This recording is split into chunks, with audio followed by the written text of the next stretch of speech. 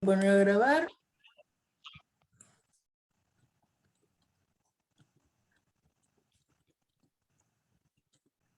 ¿Vos, Luis, tenés la práctica, el parcial? Así yo no tapo así no tapo la pantalla. Yo lo dejé a mano, pero así no tapo la pantalla. ¿Quiénes somos los que estamos? A ver.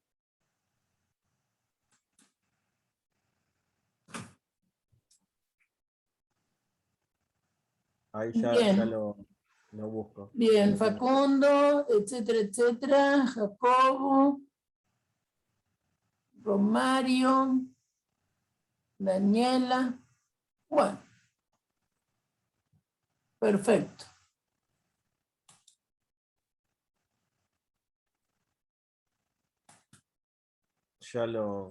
Cuando usted disponga. Ahí están entrando algunos más. Muy bien.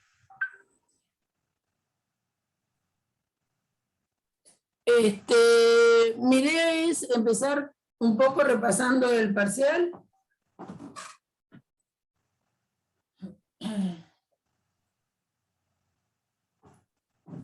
Han tenido, yo no lo controlé el parcial todavía de ninguno, o sea que no sé cómo les ha ido, supongo que bien, eso espero o deseo, y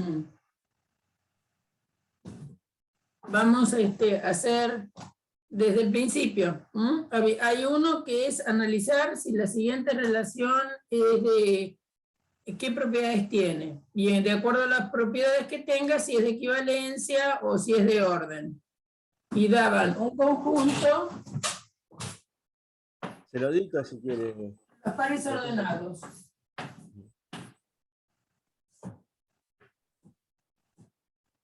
¿Cómo es el conjunto? Dice, sea la relación D definida en A igual a ABC,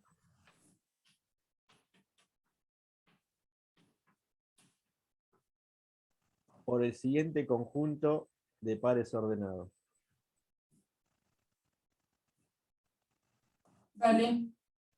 Espere que la ponga usted porque no la tenía.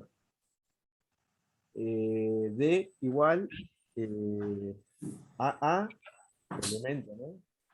AB, AC,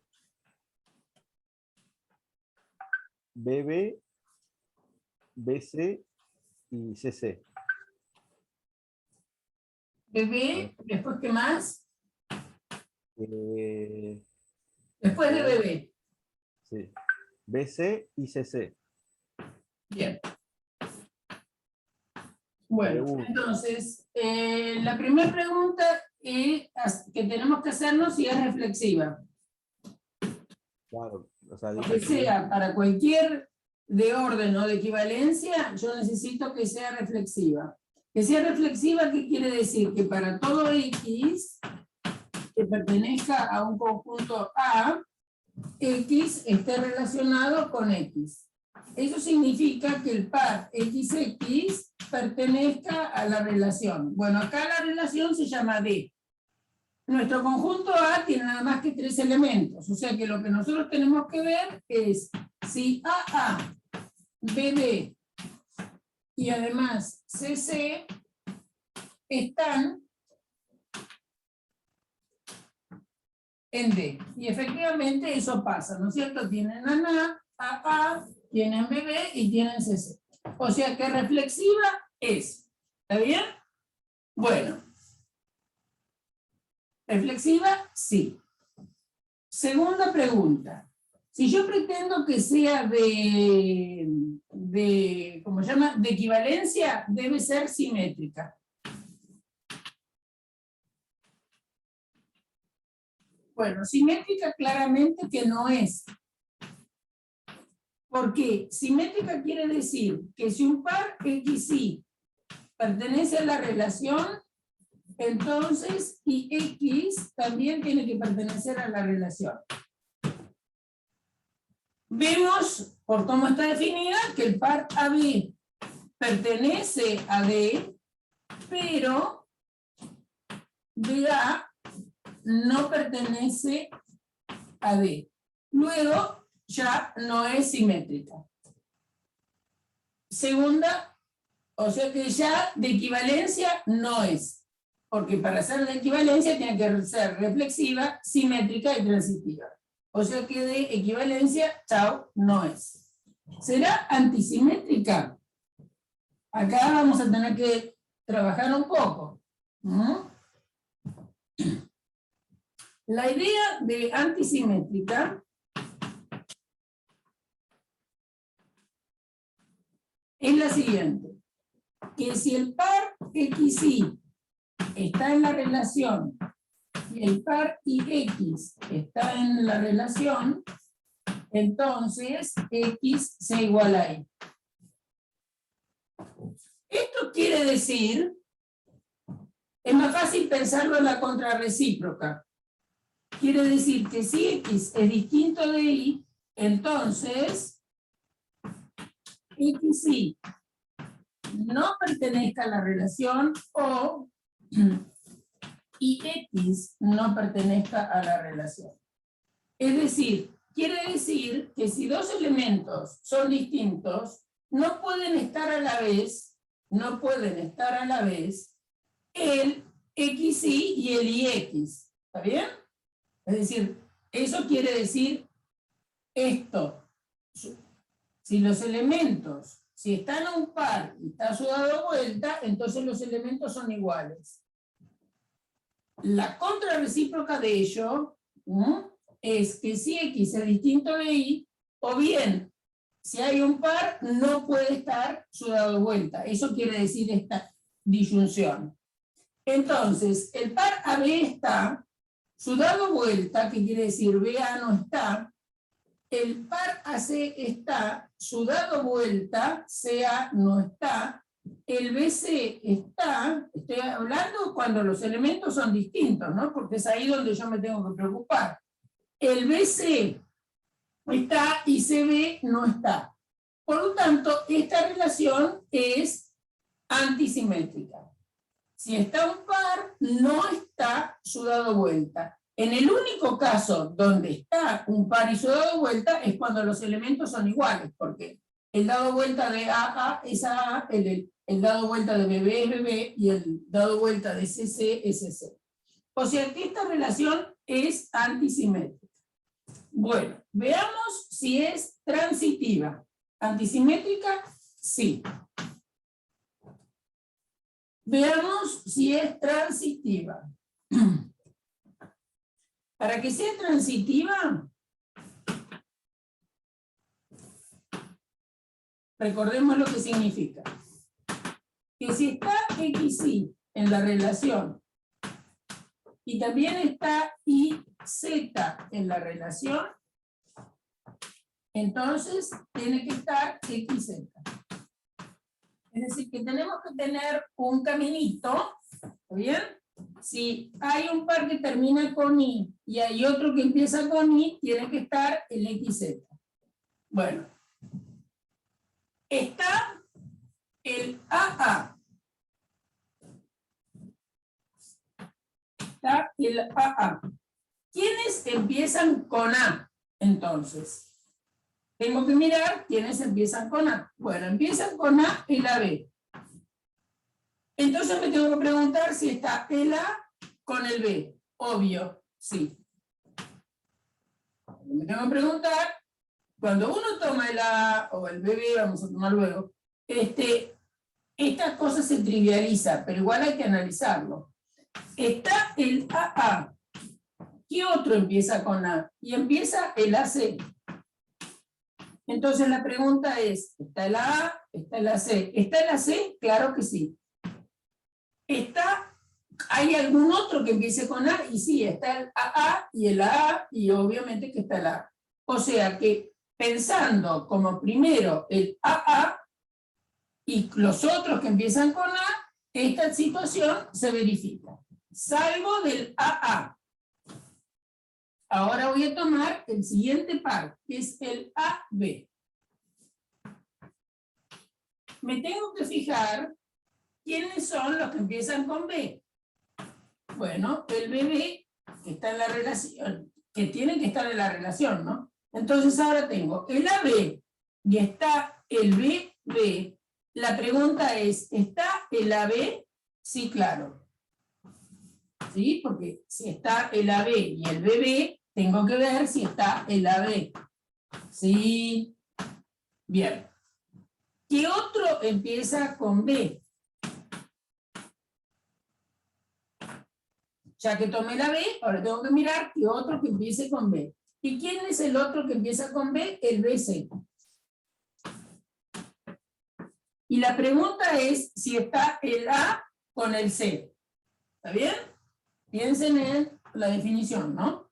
Tienen el AB y tienen el BC, hay que preguntarse si está el que empieza con A y termina con C. Sí pasa. Está acá. Está acá, perdón.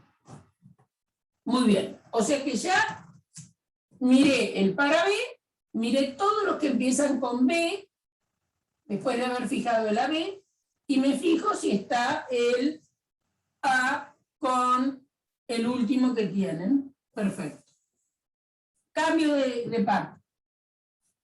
Hay que hacer uno por uno. Está el AC. Miro quiénes son los que empiezan con C.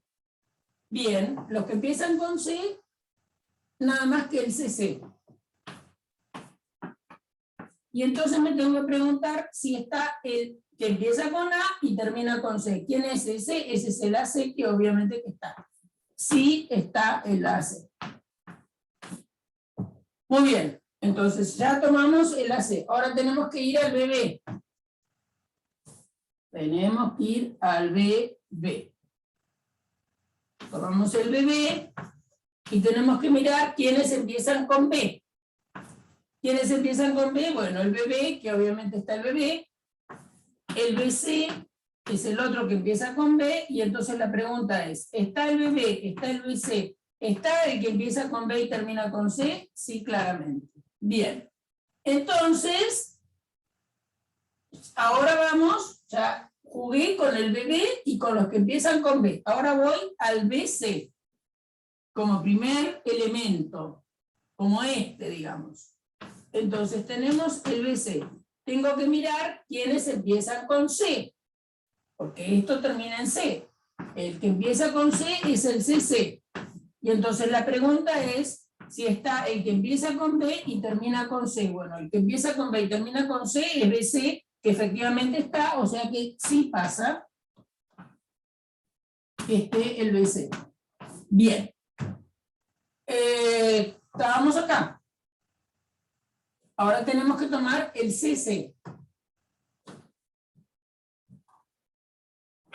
Tenemos que tomar el CC. Y ahora tenemos que ver quiénes empiezan con C. El que empieza con C es el CC. Y no hay otro que empiece con C. ¿Y está el CC? Sí, claro. Bueno, o sea que la relación es transitiva. Sí.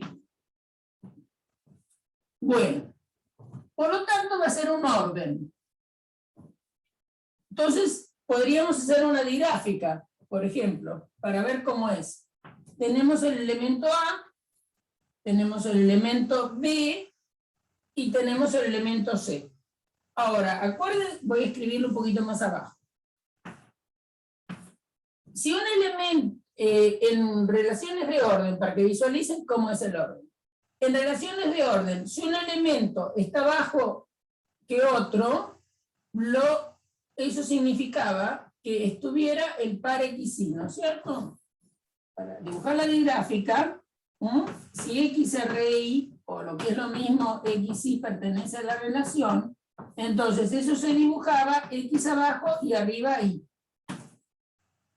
Bueno, entonces A es primer elemento con respecto a B, o sea que tengo que trazar una cosita así, y también es primer elemento con respecto a C. ¿Está bien? Pero también tenemos BC. Entonces, ¿se acuerdan que hacíamos un solo caminito si había un camino? Entonces, el dibujo, no voy a salir de A a C. No lo necesito hacer, porque tengo un camino que va de A a B y de B a C. Entonces, este es el orden que tiene. No dibujamos los bucles, que serían estos, y entonces fíjense que en realidad es un orden lineal lo que tenemos, ¿no? Porque dados dos elementos, siempre están relacionados.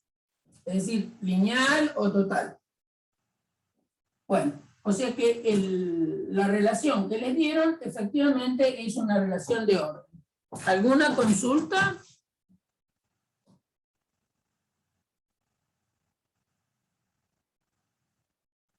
¿Alguna consulta? ¿Todos entendieron esto? Yo Bueno. no me acordaba ¿Sí? bien, profe, era siempre es sobre los elementos del conjunto cuando es transitividad, ¿no? Siempre. Sí. No, transitiva es que si está el par XY en la relación, digamos, la escribo así porque está dada por pares ordenados, y está el IZ, tenés que ver si está el XZ. Ah, está bien. Perfecto. Eso es lo que tenés que analizar. Y lo tenés Claro. que analizar caso a caso. Está bien, está bien. Digamos, cuando una relación no está dada por ninguna definición, ninguna definición matemática, digamos, o de parentesco, cosa por el estilo, por una ley de formación, cuando son pares no tenés más remedio que hacerlo uno a uno, ¿no? Está bien. Está bien. No, yo porque me surgió ahora la duda, por ejemplo, BA no está en la relación, así que ya está, no lo incluyo en ninguna de eso. Tiene que estar No, ya incluido. no, El antecedente ya tiene que no ser está. Vos tenés verdadero. que ir a los que están. Está bien. Ok. Bien, después, ¿cuál es el otro ejercicio? Era uno de funciones, ¿no? Sí. Que dice que Sean las funciones f a en a, b y g c en a. Probar que espérame un poquito. Vos tenés A, tenés B, acá tenés la función f, y tenés una función g que va de c en a. Entonces, f se pueden componer g con f, ¿no es cierto? Primero aplicó g y después aplicó f. Esa va a ser una función de c en a. La composición va primero g, después f. Sí, entonces, claro, probar que si f compuesta g es surjectiva, entonces f también lo es.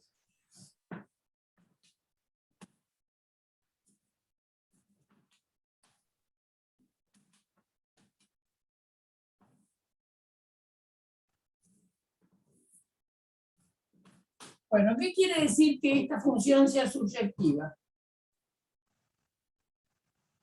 Perdón, esta va de C en B, ¿no?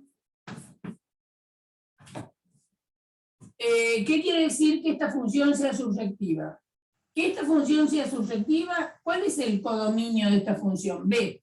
Entonces, G compuesta con F es surjectiva si y solo si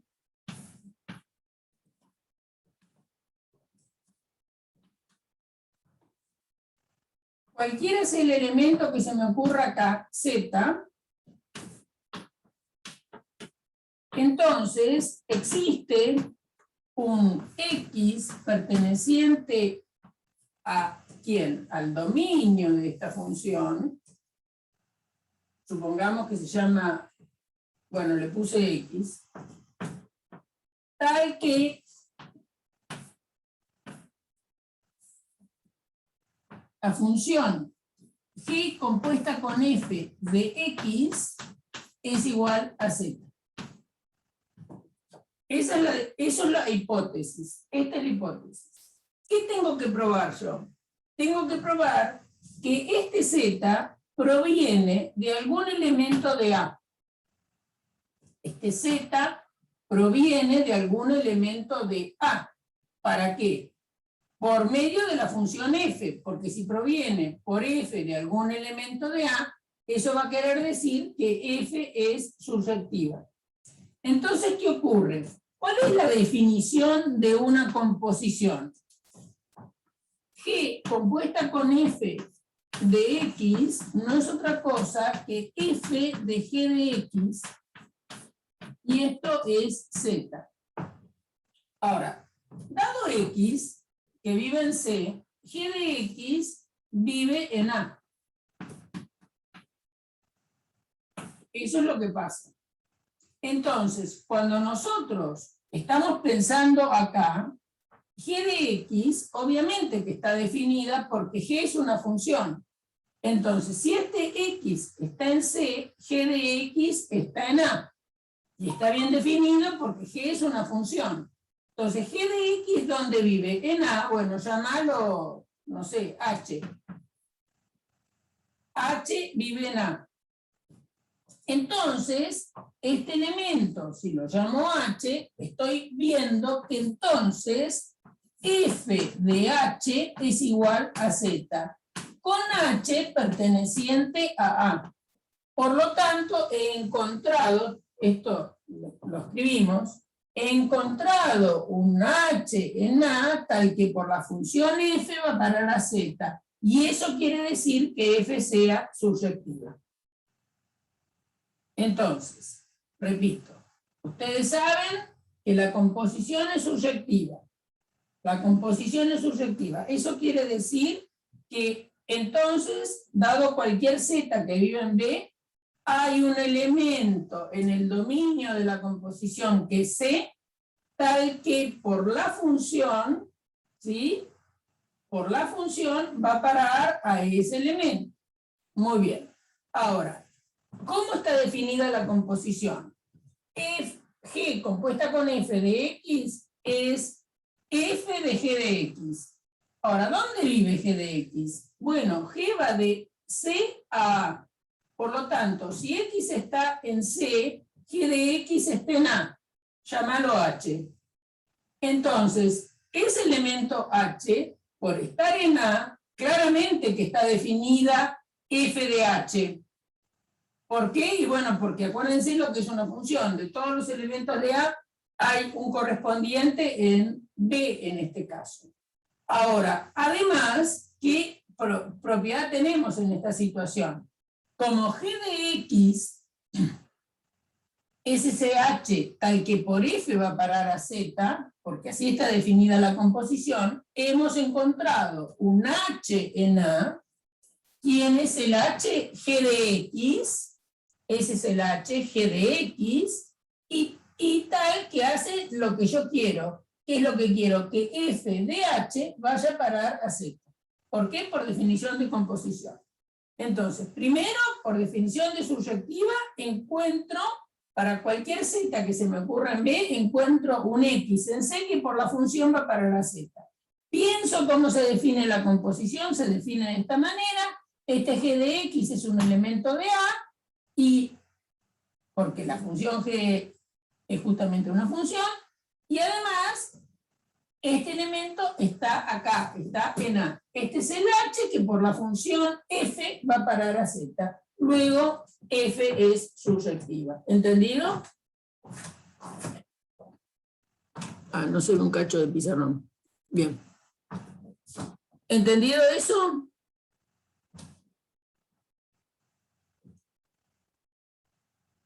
Yo creo que ese debe ser el ejercicio más difícil del parcial, me parece.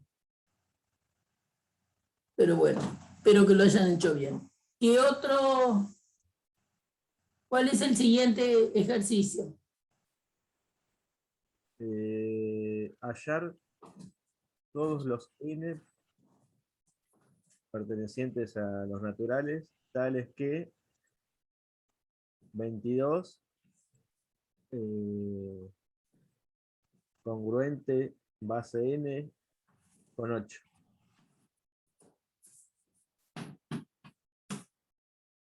Con 8. Sí. Bien. Es decir, hallar m tal que 22 y m sean congruentes. Bien.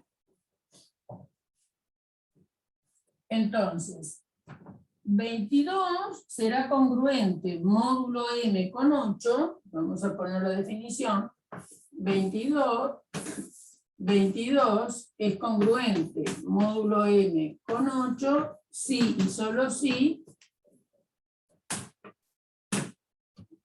22 menos 8 es un K por M. ¿Está bien? Con K perteneciente a los enteros. ¿Sí? Bueno, entonces, 22 menos 8, ¿qué nos da? Esto es 10 y... Ay, estoy ridículamente... 14, profe. 14. Gracias. 14 es K por M.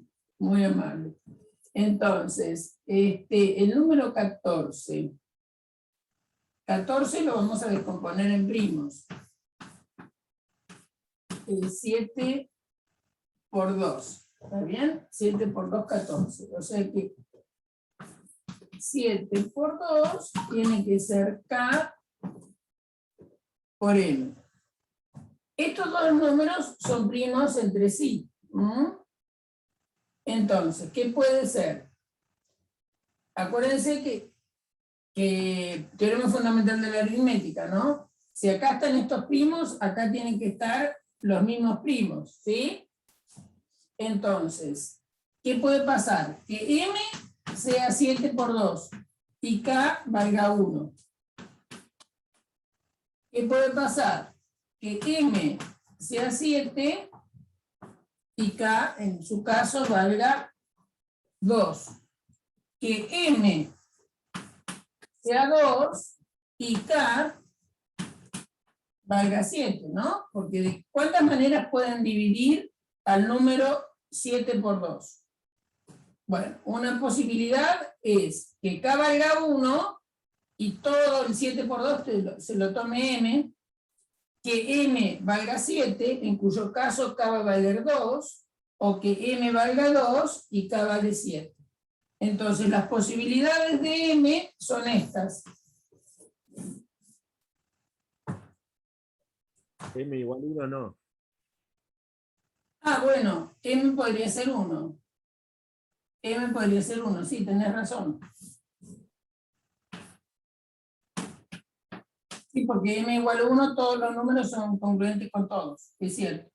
Yo estaba pensando, sí, tenés razón, M también puede ser 1.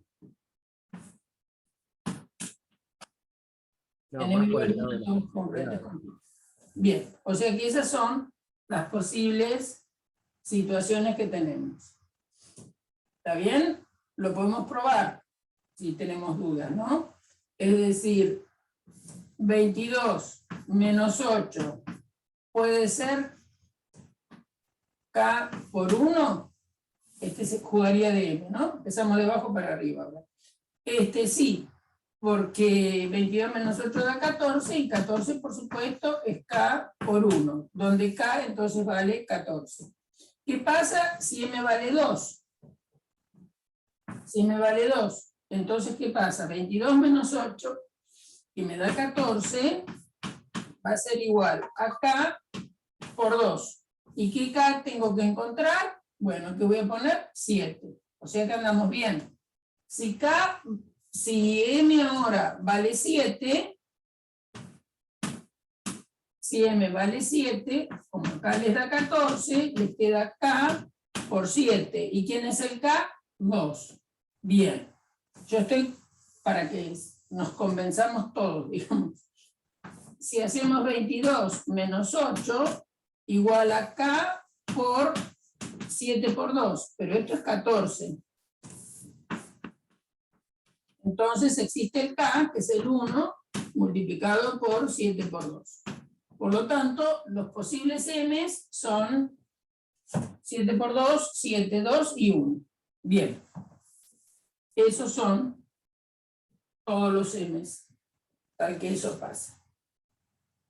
Sale usando la definición de congruencia, módulo m, y además, como acoto esta situación, acuérdense de factorizar el número como producto de primos, y de ahí van a sacar quiénes son los números que se pueden escribir como divisores de 14, digamos, ¿no es cierto? Porque eso es lo que yo necesito. Los m tienen que dividir a 14, entonces si yo lo tengo al 14 factorizado, voy a encontrar quiénes son sus divisores. Bien. ¿Alguna duda?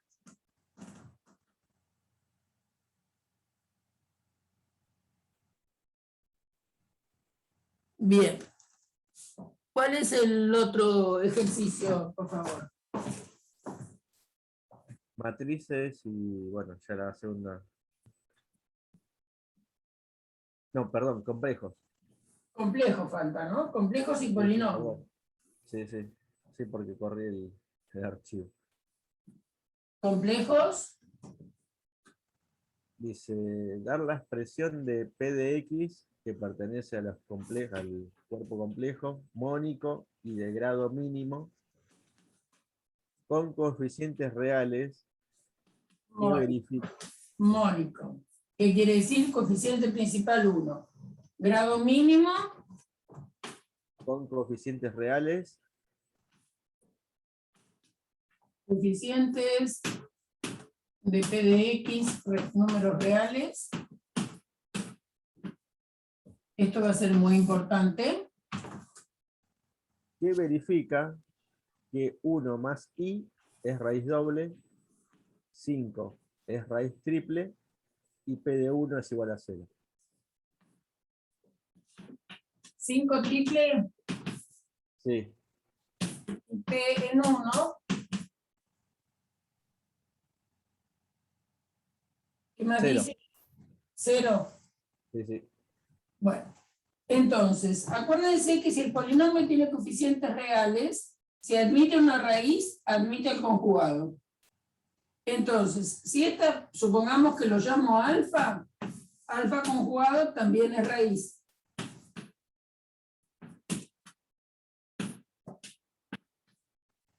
Pero como es doble, también es raíz doble. Porque si admite una raíz, la admite con la misma multiplicidad, a ella y a su conjugado. Entonces, vamos a ir armando nuestro polinomio. Va a tener x menos 1 más i al cuadrado, porque eso quiere decir que sea doble, x menos el conjugado de 1 más i, que es 1 menos i al cuadrado. 5 es triple, o sea que x menos 5 al cubo. Y después, si nos dicen que p en 1 vale 0, quiere decir que 1 es raíz. X menos 1. Acá ya terminé con el polinomio. ¿Y por qué digo que terminé? Porque me dicen que es mónico, por lo tanto el coeficiente principal es 1. Y como piden que sea de grado mínimo, nuestro polinomio no puede tener más raíces que estas. Porque si tuviera grado más grande, tendría más raíces que estas. Porque acuérdense que en C de X, un polinomio de grado h tiene h raíces. Entonces el polinomio mónico y de grado mínimo que yo puedo fabricar es el que tiene exactamente las raíces que me dieron. Entonces ese es el polinomio P de X. No es necesario hacer las cuentas. Si tienen ganas, las hacen. Pero presentando así el polinomio ya es suficiente. Con esto hemos cumplido lo que está pedido, ¿eh? Si lo quiero hacer desarrollado, bueno, lo hago desarrollado. En cuyo caso yo les recomendaría que lo hicieran así, pero se dan cuenta que tiene un x menos 5 al cubo, hay que andar elevando al cubo, acá van a tener, por más que esto lo pueden achicar, porque esto es x menos 1 menos i, y lo toman todo junto al cuadrado, por x menos 1 más y al cuadrado, digamos, estos dos factores los conviene escribirlo así. Si lo miran así es una diferencia de cuadrados, o sea que esto va a ser x menos 1 al cuadrado menos y elevado al cuadrado. ¿Está bien? Este producto